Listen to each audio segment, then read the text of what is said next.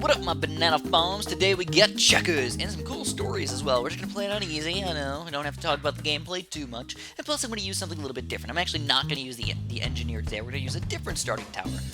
Did I say engineer? I meant ninja. We're gonna use the engineer, so I'm gonna put him right about y'all. And we're gonna get him up to 1-0 fairly quickly. And then I can actually spam quite a few banana farms because the engineer by himself is actually quite awesome. Because you have all those sentry guns shooting literally like 4 different projectiles all at once. They don't pop through that many balloons, but they do pop through a few, and that's the key. So let's get these guys going. You gotta get the sentry guns going because it does take a little bit of time for them to get going. So sometimes when you just like spam something at the very end, the worst thing you want to get is an engineer. Just to like try and clean these guys up or whatever. No, don't do that. So first of all, checkers. Actually, let's not talk about checkers. Let's talk about banana bombs, dude. So I used to play this game a really long time ago called Worms Armageddon. I still play it. Oh man, I haven't played it in like a couple of years at least, but I used to have it on my computer until I got a mega virus and I had to reinstall literally everything on my computer. And I don't think I think the Worms Armageddon disc didn't work, or it didn't work right on Windows 7 or something like that.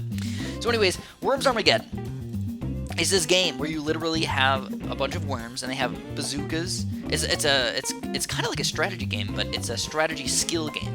If that makes any sense, because you have to strategize how you're going to move your worms and everything, but you also have to use these, like your bazookas and your miniguns and your shotgun in like the right ways to make yourself kill the other person.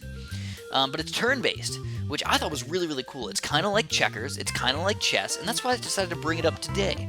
Oh man, Banana's trying to, whoa! Man! So as you can tell, we're on round 11, and the balloons haven't even gotten past these engineers yet. Now, they have been in really solid spots so far, though, so I have to be a little bit careful once we get a little bit further. Here's my second banana bomb. So who's actually doing better right now, the engineer or the ninja? For now, the engineer is actually doing much better than the ninja. But that doesn't always work that way, because you know what? The engineer can't be upgraded anymore. With a ninja, I can just get a 3rd tier ninja whenever I feel like, and be like, oh, he rocks literally everything. So you have to be a little bit careful. You have to build secondary towers and everything if you wanted to use the engineer a little bit quicker. But the cool thing about using the engineer is on most levels, you can end up getting like 3 banana farms a little bit quicker. And sometimes that 3rd banana farm, or just getting that 2nd banana farm a little bit quicker, means a lot. So we got to make sure we got all 1-0 banana farms, because I messed that up a lot. Boy, do I. But anyway, for Worms Armageddon, you got to make your own teams, and I highly recommend that everybody checks it out. There was also like a game on like Nintendo 64 where they used to do that as well, but not exactly my cup of tea. I didn't really like that one. I played the PC version. So go get it, man. Go get it. It's fun. It's cool. So I ended up getting a spike factory really quick. I feel like I have a pretty reasonable defense over here, and I really can't fit very many more banana farms in like reasonable spots. So I'm actually going to get, believe it or not, I'm actually going to wizard up to strong, and I'm going to get a lightning wizard. So this is my like secondary support tower, kind of quick. Also, what I might end up doing, is getting a sniper. I'm going to get a 2-3 sniper again, just because I feel like they're pretty solid towers. We got the lead popping power in here, but I got to get the lightning going. Gotta get the lightning going, or these balloons are just gonna walk through, man, especially once we get to those leads. And here it is, the leads are coming in already. Hopefully I can get enough money for this lightning. There we go, perfect amount of money. Sweet. I love the wizards in the mobile version. They're really good mid-game towers. And plus they have camo detection and all that good stuff, so plus you gotta be careful, man. If you don't get that spike factory, one little camo balloon doing 3 lives of damage, that's like, I don't even know, 1.5% of our lives right there. Gone. Forever. Unless we get some lives back using some Chinooks and crap. Yeah, man. Oh, we might actually have to do weird stuff like that later in the series. I don't even know. I'm just thinking outside the box right now. What are we going to have to do that's weird and odd and crazy later when we get to those really hard levels? I don't even know. So here we go. I already got a Banana Republic on round 28, so obviously we're doing pretty solid so far. I will definitely say that. I think I'm going to go for a cannon, though. I feel like the group balloons are going to be coming in pretty darn crazy right now. So especially with those Regal Rainbows and everything, we got to make sure we can stop those guys. So let's put them on close. 1, 2, and 3. We get cluster bombs, and now we can hopefully cluster through all these guys. Especially with the wizard. If I put him on strong here like he is, he's going to chop through all those black layers, and the cannon can just clean everything else up. Oh man, it's a perfect combination. He's kind of like the mixture of a 3rd tier cannon and a 3rd tier boomerang. Also very good combos. Now, could you guys imagine playing, like, impoppable plutonium or tar pits? Impoppable tar pits. So here we go. We actually have some pretty hardcore pinks coming in here. We're just going to get the monkey sense. Usually the spike factory can't even handle yellows, so Why try and make him handle pinks? We're gonna have to spam road spikes instead. But now we got camo detection, we got some extra pop power in here, so I feel pretty darn good about it. Now, we're going to start preparing. I'm not even going to get any more banana farms or anything like that. We can do fancy stuff like get a 4th tier banana. Hey, you know what? Screw it. Let's do it, man. We're going to show off our skills. We're playing Mastery, right? So this is what you want to do. This is actually the best way to do it. So you want... Oh, man. I can't believe that guy's not even in the range. Boop, doop. So now we get a 4th tier banana farm. It's worth it to sell all of your banana farms to go for a 4th tier banana farm. I know, it's kind of weird. You don't think about life like that. You're always... Oh, dude. Oh, come on. Don't forget about those banana farms, man. Kind of weird that doesn't really fit there. But I want to make sure they're in the range of this monkey village, you know? So he is indeed in the range here. We're going to get one more 3rd tier banana farm, and now we need to stop. Dude, we absolutely need to stop. We need to get ready for that round 40, and we need to get a 4th tier bloon chipper, dude. So here we go, 4th tier bloon chipper! Woo-woo! Now check out the camo detection. We don't have very good camo detection. Usually I get a ninja, so we have to make sure we get something else for round 42, or we get the 0-2 monkey village. And I'm thinking 0-2 monkey village. So here we go, we got super wide funnel.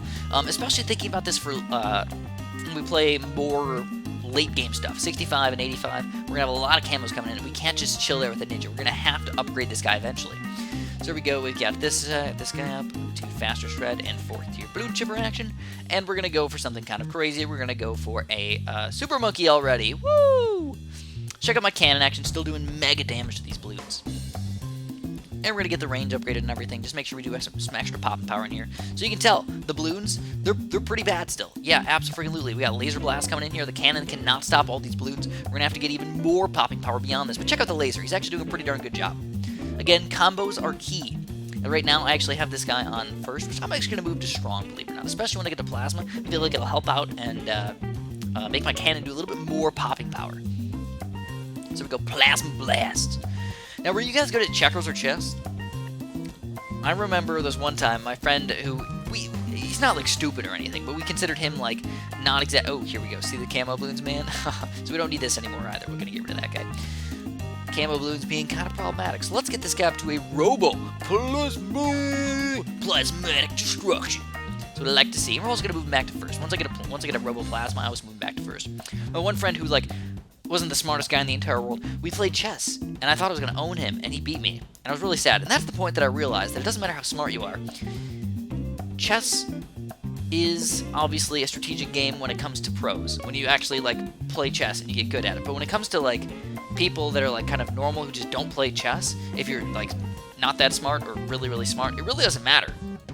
There's just no way that you're gonna be super unbelievably amazing at chess unless you play a lot. You know, it just doesn't work that way. At least I don't think so.